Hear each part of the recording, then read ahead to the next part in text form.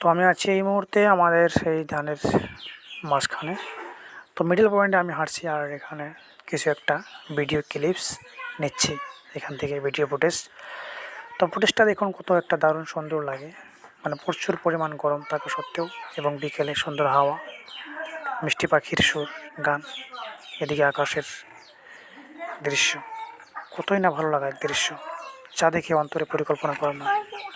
আর এদিকে সোনালি এবং সবুজ দুটোর মাঝে আছে এই মুহূর্তে।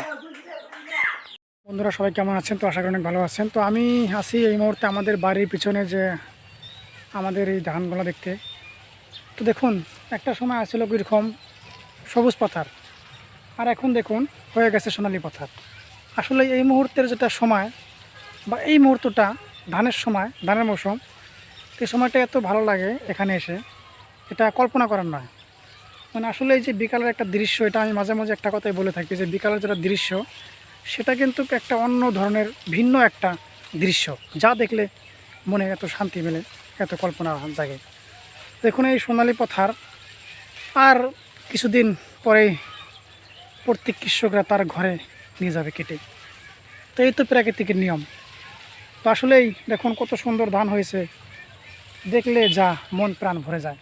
তো এখানকার ধানগুলো কত সুন্দরভাবে দেখুন শুয়ে আছে এখানে, এটা একটা মজার দৃশ্য। হয়তো এগুলো মানে কি ব্যাপারে সেটা আমি জানি না, তো এটাও একটা সুন্দর একটা দৃশ্য, যা এগুলার সিয়া এটা একটু আলাদা।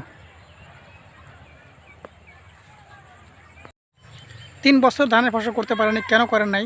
মানে তখন দেখা ছিল সার, মানে যেটা জৈবিক সার, পচন সার, মানে ইউরিয়া সার, সেগুলো কিন্তু পাওয়া যাচ্ছিল না।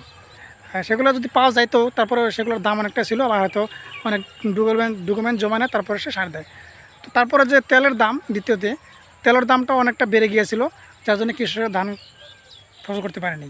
তো এখন সেরকমই আছে, কিন্তু তা সত্ত্বেও যে মানুষের চাল ডাল এগুলো অনেকটা দাম বেড়ে গিয়েছে, যার জন্য এখন উপায় না পেয়ে কষ্ট করে হলে কৃষকরা তারা ধানের ফসল করছে এবার।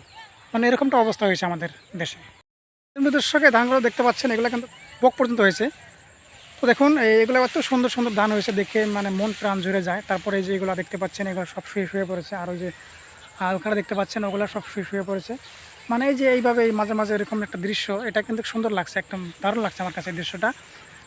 আর দেখুন পশ্চিম দিকে কীরকম হয়েছে আকাশ, এটাও একটা খুব সুন্দর দৃশ্য, ভালো লাগে এগুলো দৃশ্য।